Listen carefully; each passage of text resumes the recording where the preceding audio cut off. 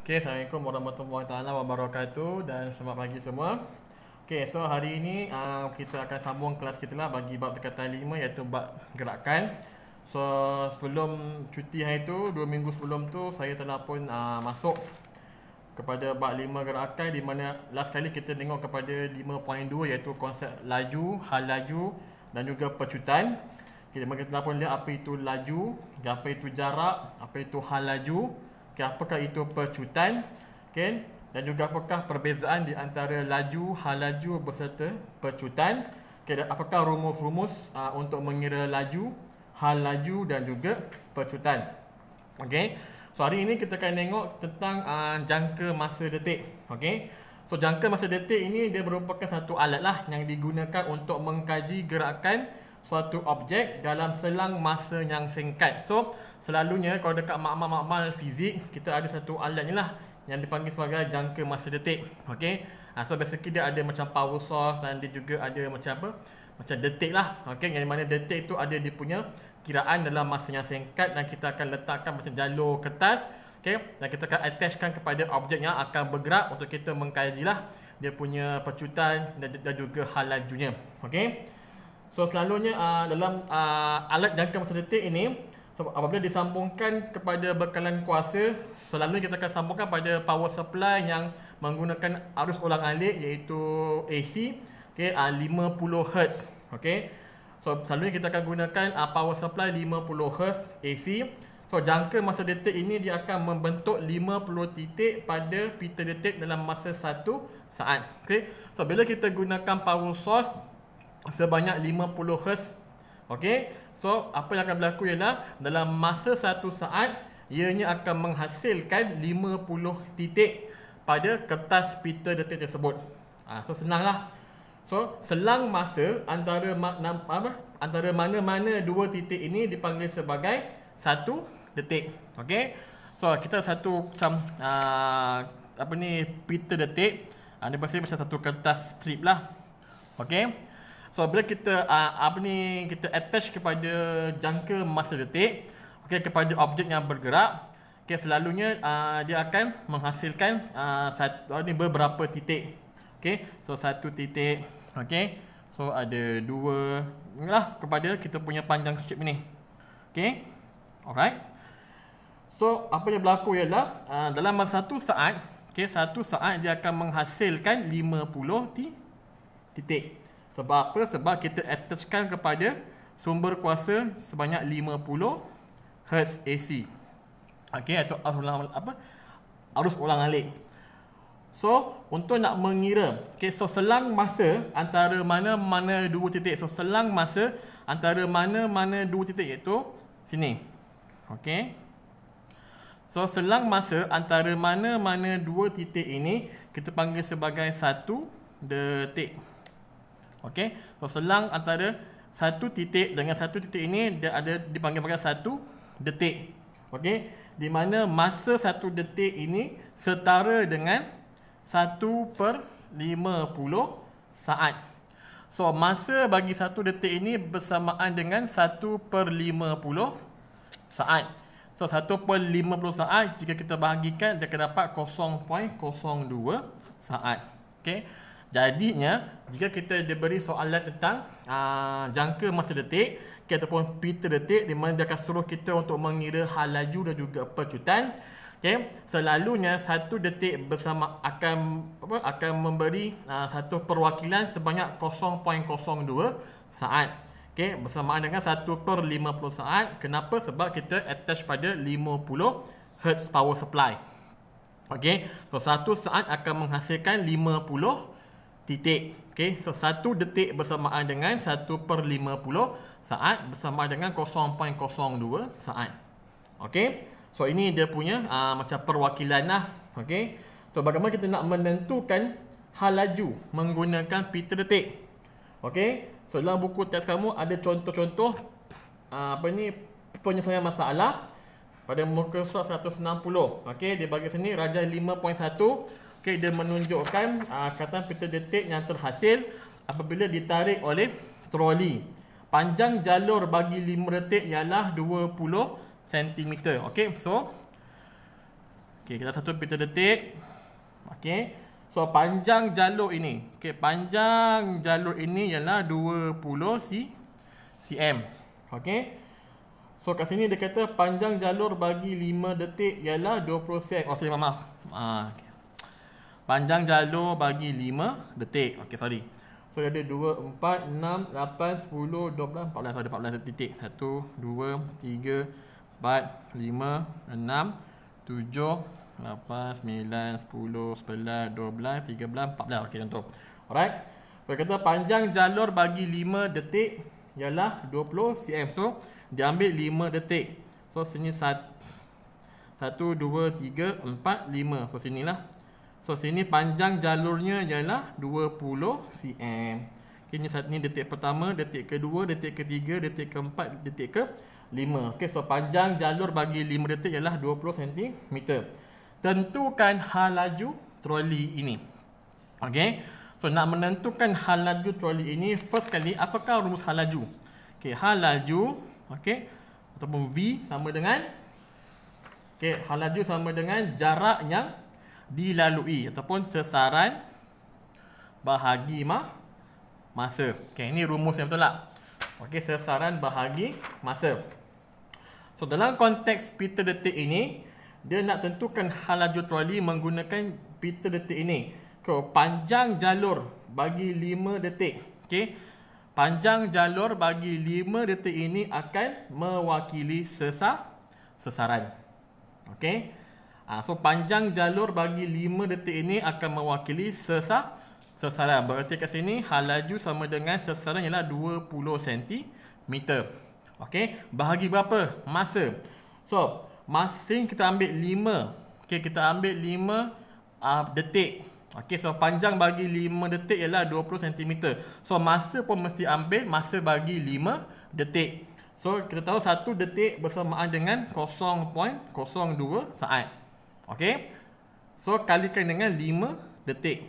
So, hal laju sama dengan 20 cm bahagikan dengan berapa? 0.10 saat. So, kita akan dapat jawapan akhir bersamaan dengan 200 cm per saat. Okey, 200 cm per saat. So, inilah jawapannya. Okey, jika dibagi soalan seperti ini. Okey. So, inilah bagaimana kita menentukan hal laju menggunakan meter detik. Okey. So, bagaimana pula nak menentukan pecutan dengan menggunakan meter detik? Okey. So, corak meter detik ini dia akan menunjukkan pecutan di mana dia akan memaparkan jarak detik yang semakin berjauhan atau semakin berdekatan. Okey.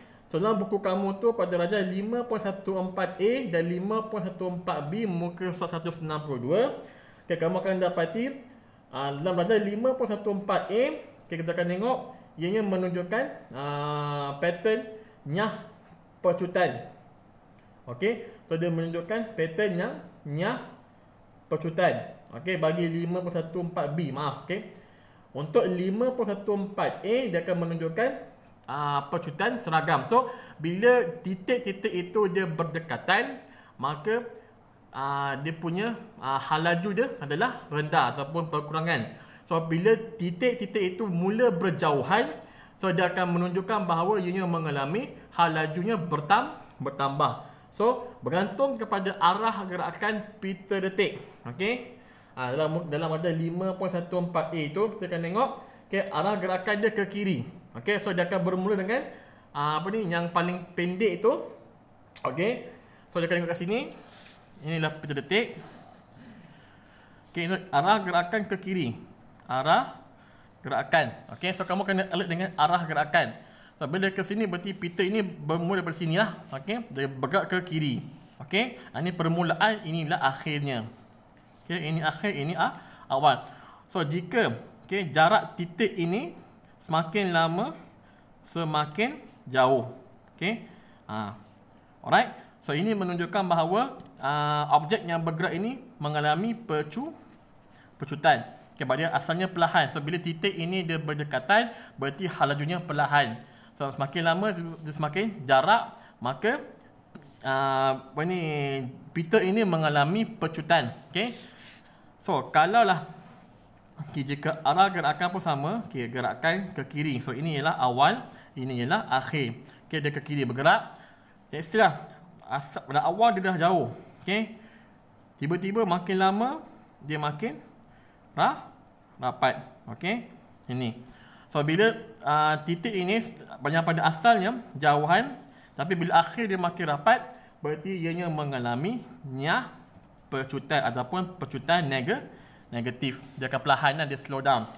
So, dengan menggunakan pita detik, dengan melihat corak pada setiap detik ini, kita akan dapat tentukan sama ada objek tersebut mengalami pecutan, mengalami pecutan, ataupun ianya akan mengalami ataupun mempunyai hal laju yang seragam. Okey. So, untuk menyelesaikan soalan, okey, jika diberi soalan untuk mendapatkan pecutan menggunakan jangka pita detik, okey. Contoh pada muka surat 162, okey, dia bagi satu masalah. Okey. So, dia menunjukkan satu keratan pita detik. So, dia ada beberapa jenis keratan, okey. Sini lah buku senang. Okey. Alright. So, tengok sini. So, kalau ada 5.15 menunjukkan keratan pada pita detik. So, dia ada 3 keratan.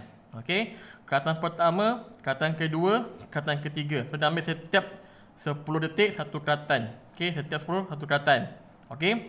So, 1 2 3 4 5 6 7 8 9 10. So, satu keratan ada 10 detik. Alright. So, soalan ni tanya hitungkan hal laju awal, hal laju akhir, jumlah masa yang diambil dan last kali pecutan. Okey.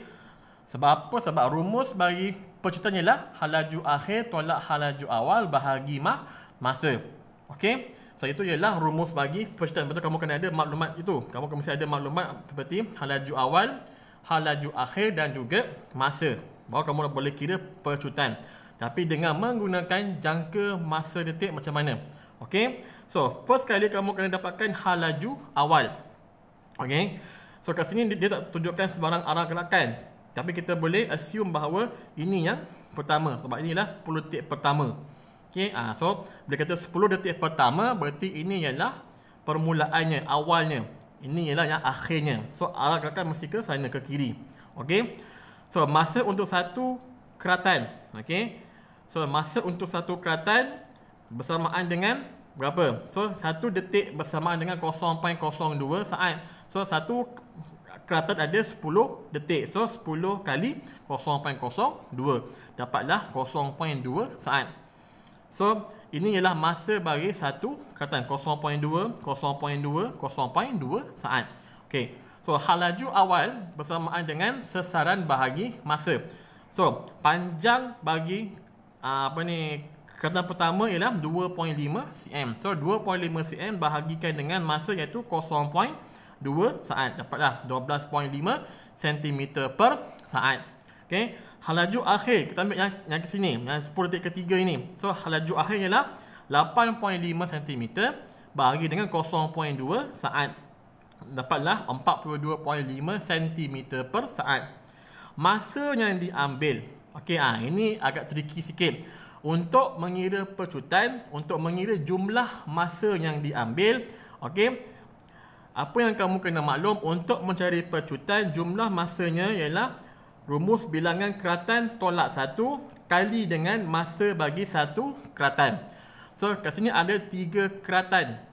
So, nak tak nak kamu kena tolak 1. So, 3 tolak 1, okey, kali 0.2. So, bersama dengan 2 kali 0.2 saat. So, masa yang diambil ialah 0.4 saat. Kenapa kita kena tolak satu keratan? Sebab ini nak mengira pecutan. Okay, dalam konteks pecutan, selalunya masa yang diambil itu kita tak kira yang awal-awal tu. Okay, sebab pecutan ni dia berlaku pada pertengahan. Okay, kalau compare dengan hal laju, memang dia sepanjang masa. Tetapi pecutan ini hanya akan berlaku pada pertengahan pergerakan objek. So, selalunya masa yang awal itu kita tidak akan ambil kira. Okey. So, sebab itulah kenapa dalam mengira pecutan bagi keratan pita detik, kita kena tolak satu keratan. Okey, Okay, selesai ada 3, tolaklah 1 menjadi 2. So 2 kali 0.2 saat. So masa yang diambil ialah 0.4 saat. Dan akhir sekali, percutan halaju akhir tolak halaju awal bahagi masa yang diambil. So 42.5 tolak 12.5 cm per saat bahagi dengan 0.4 saat, dapatlah jawapan 75 cm per saat. Okey. So ingat, masa yang diambil untuk percutan mesti tolak 1 keratan daripada total keratan tersebut. Okey. The same thing kalau the second one, okay, the second problem. Okey. Alright. So the second problem pun sama, cumanya dia tak adalah bagi yang besar punya keratan, dia bagi 1 detik 1 keratan. Okey. So kat sini dia ada okey, nampak besar sikit. Alright. So dalam gambar ajar ini dia ada 6 keratan. 1 2 3 4 5 6. Okey. So ini ialah awal, ini ialah akhir. So dia dah labelkanlah awal di sini, akhirnya di sini. So dia boleh buat pelbagai labelan. Okey, sama ada tadi dia buat macam 10 detik pertama, kedua, ketiga. Okey, untuk kita nak menentukan mana yang awal, mana yang akhir, ataupun dia akan buat sini, awal dan juga akhir, ataupun dia akan buat arrow, arah gerakan. Okey, kamu yang kena pandai-pandai tentukanlah. So kalau arrow dia ke kiri, berarti sinilah awal, sinilah akhir. Kalau arrow ke kanan, sinilah awal, sinilah akhir. Okey, ikut arah arrow tu. Okey. So sama juga dia suruh hitung halaju awal, halaju akhir, jumlah masa yang diambil, percutan dan juga halaju purata. Okey. So the same thing, kamu kena tahu masa untuk satu keratan. Okey, senanglah. Kalau dalam situasi ini 1 detik. So bersama 0.02 saat, simple. Okey, nyatakan saja. Yang kedua, untuk mengira halaju awal, the same thing, U sama dengan sasaran bahagi masa. So berapakah panjang 1 detik ini? Okey, so ini ialah awal, so 4 cm bahagi dengan 0.02 saat bersamaan dengan 200 cm per saat. Okey, halaju akhir iaitu V. Okey, 9 cm. Sebab apa? Sebab sini akhir kan. So 9 cm bahagi 0.02 saat bersamaan dengan 450 cm per saat. Okey, jumlah masa yang diambil. So ingat, ini nak mengira percutan. So nak tak nak jumlah masa yang diambil, T sama dengan bilangan keratan tolak 1. So saya ada 1, 2, 3, 4, 5, 6. So 6 tolak 1, okey, kali dengan 0.02 saat bersamaan dengan 5 kali 0.02 saat, dapatlah jawapan 0.1 saat. Inilah masa yang diambil untuk menghasilkan percutan bagi Peter ini. Alright.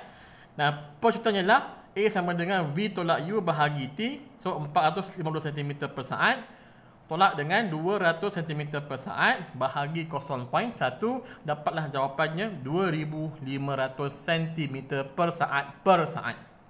Okey. Dan last dia minta berapakah halaju purata. Okey.